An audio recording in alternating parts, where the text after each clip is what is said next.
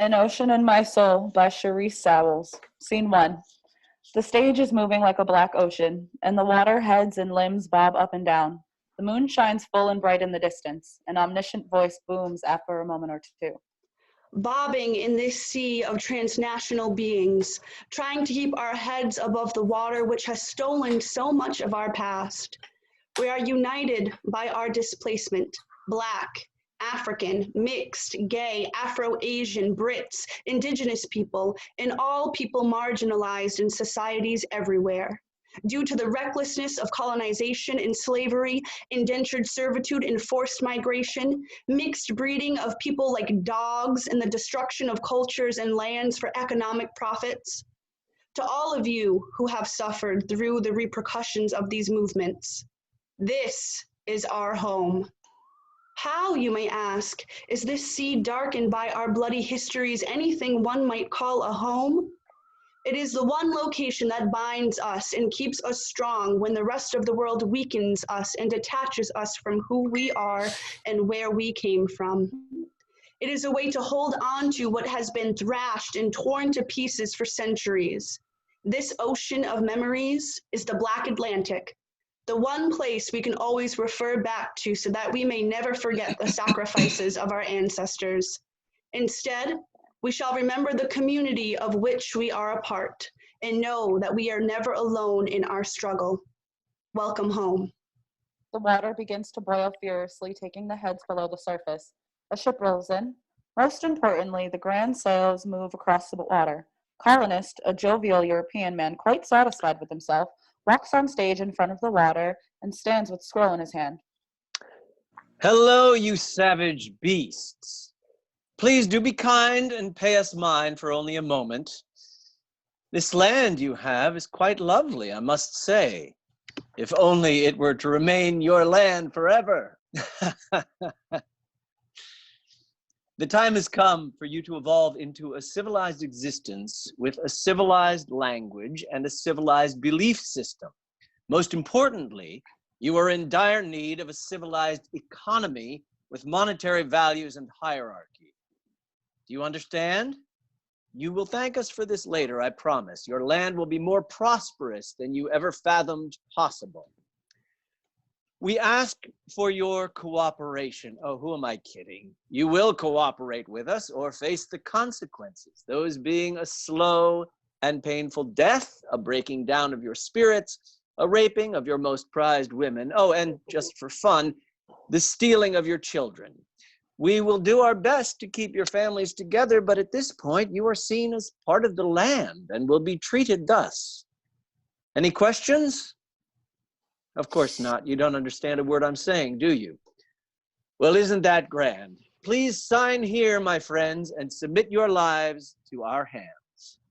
The colonist offers his scroll and a feather pen to his audience. Scene 2. On the other side of the stage, Gilbert and Lydia, a black man and a woman, sit. The mother cradles the baby to her breast. He's quiet now. He was just hungry. I don't want to see him go. It's not up to us, Gilbert. You know that. I do. That doesn't mean I like it. I don't like it much either. He's my baby, no matter how he came to be. He's my only one. But he's going to have a good life, better than the life we could give him. He's going to be telling us what to do out there like that man Neil is now. Yelling at us all the time like he forgot where he came from. He's going to forget who he is too. They all do. Not if I have anything to do with it. They might take him away, but he's still my little boy. I love him like he's my own child too, Lydia. I don't know why, but I do. Because you love me. That's why. I suppose that's true. They kiss. I got to get back to work now. You better hurry up too before Master gets mad. I'm feeding his baby, for God's sakes. Don't make no difference to him, Lydia. He puts his hat on. I'd say you don't got much more than 5 minutes before he comes out looking for you. He exits. You finished yet, baby Alex? Mama's got to get back to work, you hear? Baby Alex continues nursing. She begins rocking him. You sure are beautiful, you know that? Amazing. Something so beautiful can come from what I done went through. I wouldn't take it back if I could now. Didn't think I wanted it at the time. I was screaming for my life. But instead of listening to me, God gave me you. A combination of joyful and bitter tears fall from her eyes. Baby Alex begins to cry too. She lightly caresses him, shushing him. Shh. Now, just because I'm crying doesn't mean you need to start. Mama's all right, Alexander. Mama's gonna be all right. Listen quietly. Be still and you'll see all is calm here. Close your eyes and enter your dreams. Alex is finally asleep. She carries him off stage to put him to bed. Scene 3. An older Alexander walks onto the other side of the stage. Grown up and dressed more like the colonist than his parents, he carries a whip. Following after him is the colonist. I think you've been doing a mighty fine job up until this point, Alexander. Do not disappoint me now. I'm relying on you to make sure that this plantation runs properly. And if that means beating those niggas until they ain't got no more power to say anything about it, then that's what I expect you to do. You may not think that I understand what's going on here, but I see it all clear as day. You feel sympathetic for that negress who gave birth to you, but she is not your mother anymore. She is no different than the rest of them niggas out there. She is beneath you. Does she feed you? Not anymore, master. No, she doesn't.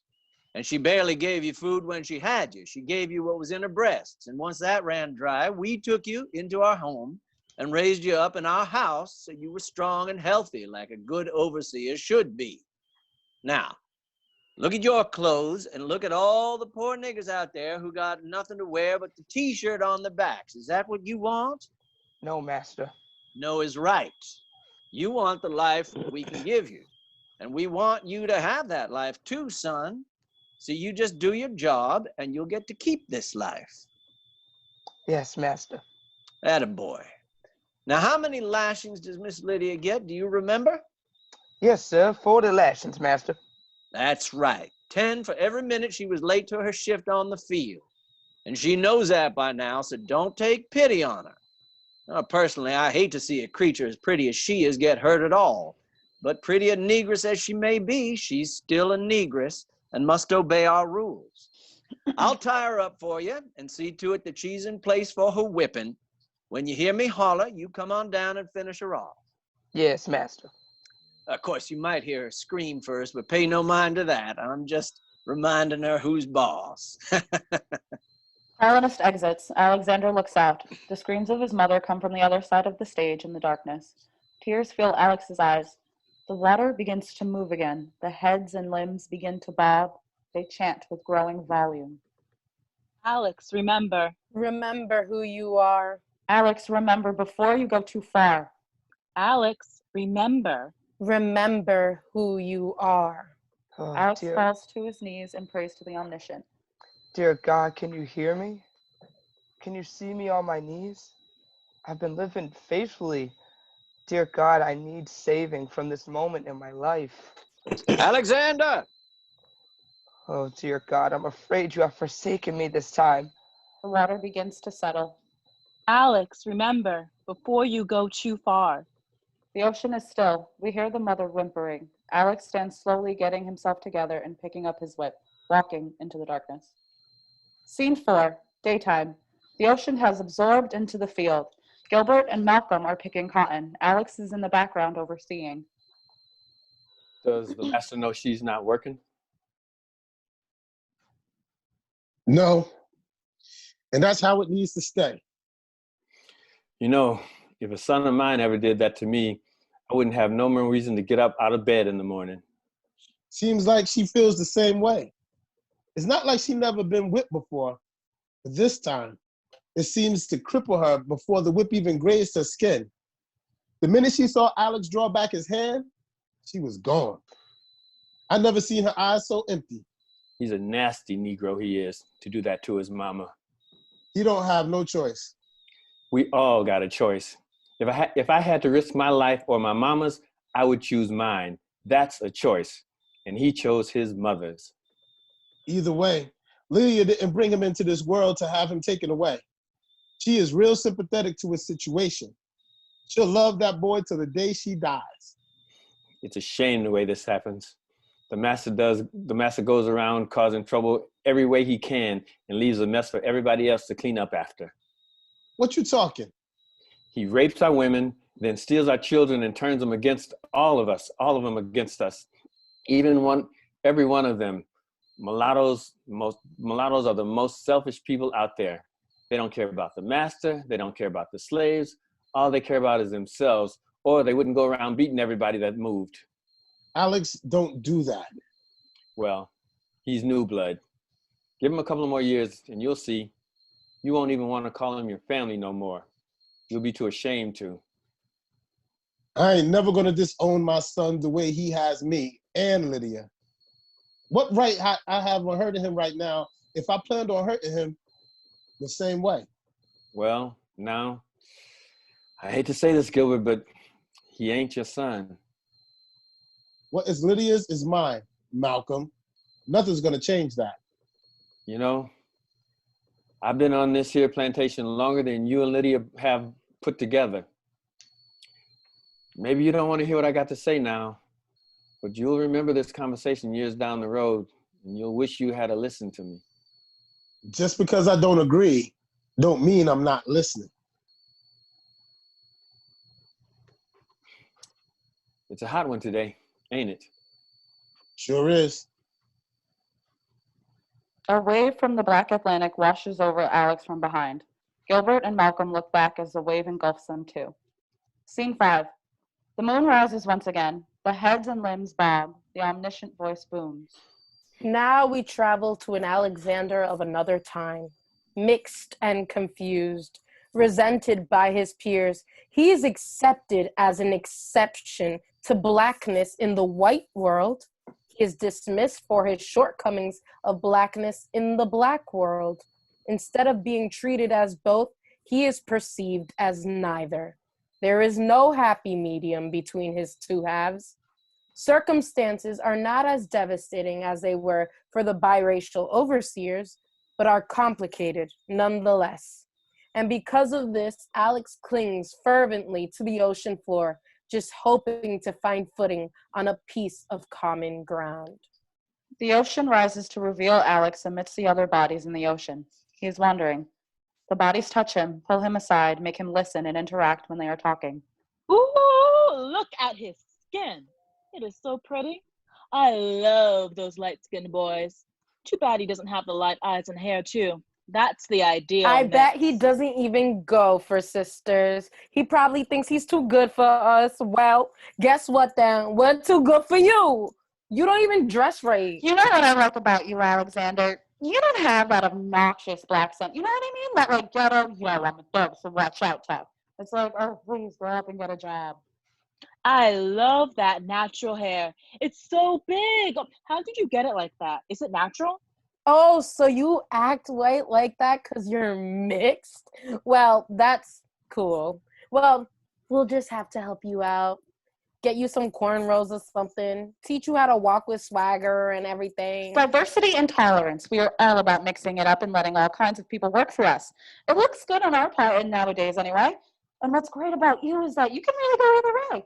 I love how universal you look. That is so in. Boy, you got good hair. You should straighten it. One more question before you go.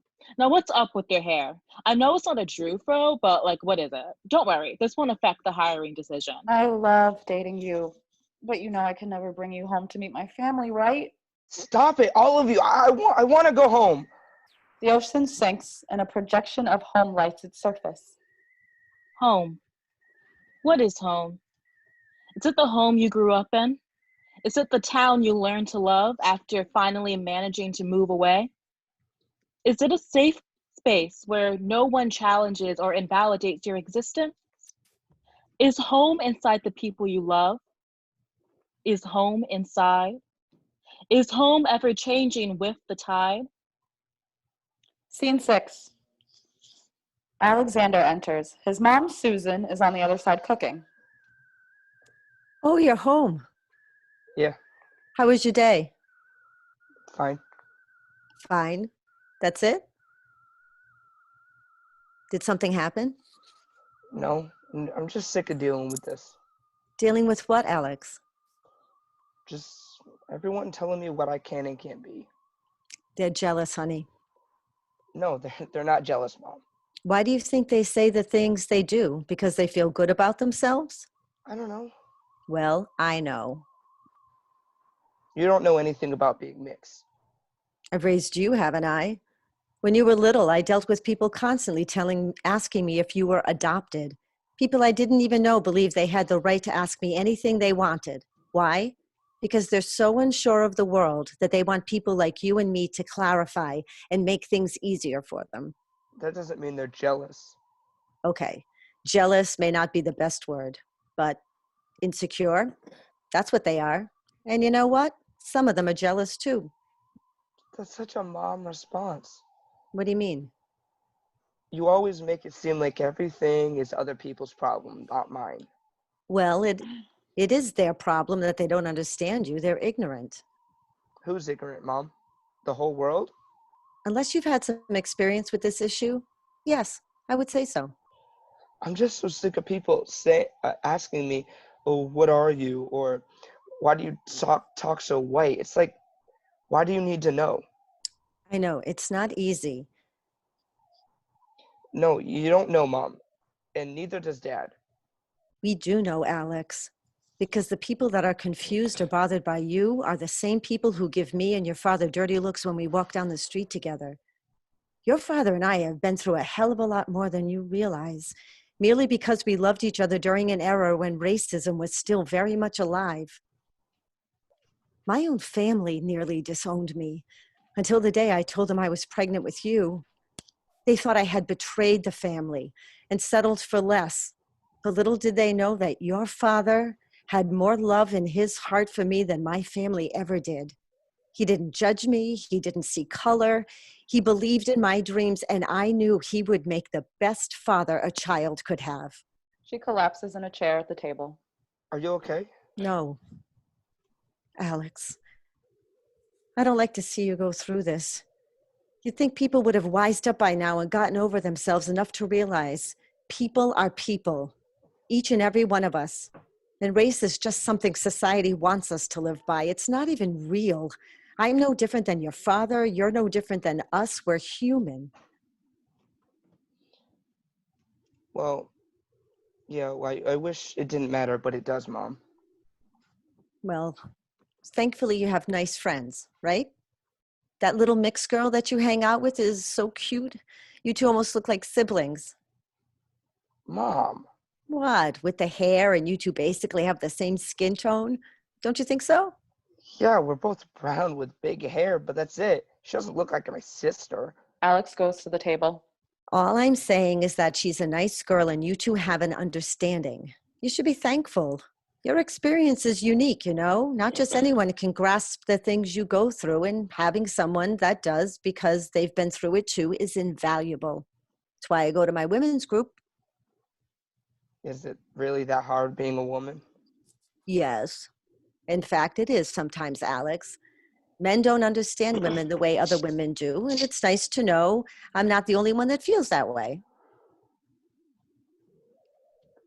What are you making for dinner? Chicken parm. Why don't you help me finish setting the table? It's almost ready. He goes to the drawer and gets some silverware. You know, I'm thinking about studying African American history next year. When did you make that decision? We just had this chapter on slavery in my history class, and I don't know. I think it's good to know that stuff. Your dad never found any purpose for it. I'm not Dad. I want to know where I came from. You came from us. Right, but before that, I think it's important. Maybe if everyone knew their history, they would stop hating people for no reason. Maybe we would understand everyone more and just see each other as people, you know? African American history is only a part of your history, Alex. I know, but it's a part school always leaves out, and I'm sick of feeling like I don't know who I am. Well, I know who you are. You're my beautiful baby boy, and I love you just the way you are. I know. Your grandmother always worried about how difficult your life would be. I thought she was being ridiculous at the time. Alex, I know you're going through a rough time, but I want you to know that your father and I raised you the way we did so that you would never have to pick sides. Everybody else keeps picking sides for me. That doesn't mean you have to agree with them. One drop, Mom. What do you mean when you say that? One drop of black blood, and I'm black. That's it. I don't like where this conversation's going. This is the way it is, Mom. He finishes setting the table. Is dinner done yet? Yes, but we're going to wait till your father gets home. I'll be in my room. Alex, What? this is the last thing I ever wanted to happen. Why? Because you're not black. You're mixed. And that's a beautiful thing. I don't want you to be ashamed of that or in denial. It is who you are. It's what I am. Who I am is what I'm trying to figure out. Gilbert enters, Alex's dad. Oh, honey, I'm glad you're home. Me too. It was a Kisses her on long the day. cheek. How you doing there, kiddo? I'm all right. All right? He had a rough day today. Is that right? You want to talk about it? It wasn't even like anything happened. I just got frustrated. Frustrated? Frustrated about what? I don't know. Don't say those words unless you really don't know, Alexander. I don't know. I just feel like I don't really belong anywhere. Don't we all feel like that in high school? Did you, Susan? Yes. I did too. I swear that's what high school is for, making everyone feel like they're a misfit. But go on. Forget it. Good. And you should forget it too. Don't let those kids get to you, all right? Yep. You know, he's thinking about taking African American history classes. Good for you. They didn't even offer that when I was in school. How things have changed, huh? How's dinner coming along, Suze? Ready when you are, Gil. Ready? I'm famished. Me too. She puts the food on the table. Grab a seat, Alex. I'm not really hungry. Alexander gets up from the table. What do you mean you're not hungry? Did you eat? I'm talking to you. Alex leaves. Gilbert looks at Susan. What is going on with him? Susan shakes her head. You took the time to cook us dinner, and he's not even considerate enough to sit and eat it with us, let alone say thank you. Gilbert puts down his napkin and moves to get up and go after Alex. Susan puts her hand on him. It's okay. He's having a bad day. Let him be. Both seated again now, they hold hands for a moment and begin to eat. Scene 7. Mongrels, mulattoes, mestizos, mutts. All names for people like me everywhere. We fall between the cracks. Always lodged in the middle of two opposing worlds. Always questioned, usually misunderstood. I want to know my history and grab a hold of me. Who I am. Not who someone believes me to be. My feelings are valid.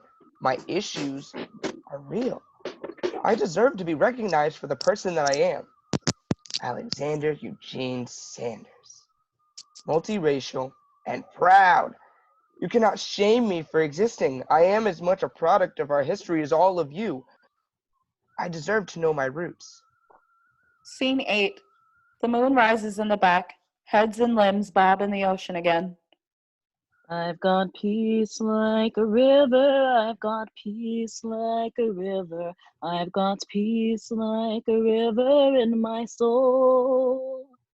I've got joy like a fountain. I've got joy like a fountain. I've got joy like a fountain in my soul. I've got love like an ocean. I've got love like an ocean. I've got love like an ocean in my soul.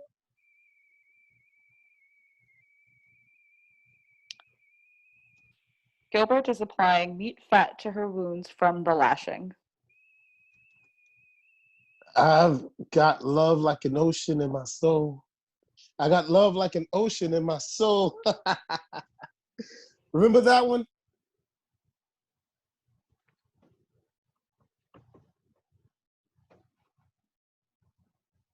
How could I forget? I used to sing him to sleep with that one. And I meant it too. I really did love him with my whole heart. It just flowed out of me. Of course, I never could have loved him the way you did, Lydia. But I loved him more than I would have ever known a man could love if he hadn't come into our lives. He finishes with her wounds. There you go. Thank you, Gilbert. Now you let that sit in for a while before you get dressed. I know you hate to stay still for too long, but you're just gonna have to. I would do anything I could for you, Lydia. I know Alex would too if his life weren't on the line. I'd rather not talk about him, Gilbert. He's not my son anymore. You don't mean that, Lydia. Yes, I do. If he can do this to the woman who brought him into this world, then I am nothing to him.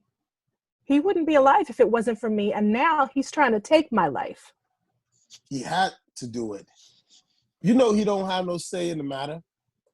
I would never lay a finger on him that didn't have love in its bones. Never. I know, Lydia. You were good to him. We both good to him. Do you think he even remembers? Do you think he knows that we're his parents? Yes, I do think so. I just don't understand. I've never been so hurt in all my life. She leans on him. Wounds within our hearts bring on the most pain. He holds her, wraps her up like a baby. I tell you one thing, I know his heart is hurting too. This is bad for all of us. But this will pass. All things do. This will pass with the rest of them, Lydia. You'll see. The ocean moves and sings one last time, softly. I've got peace like a river, I've got peace like a river, I've got peace like a river in my soul.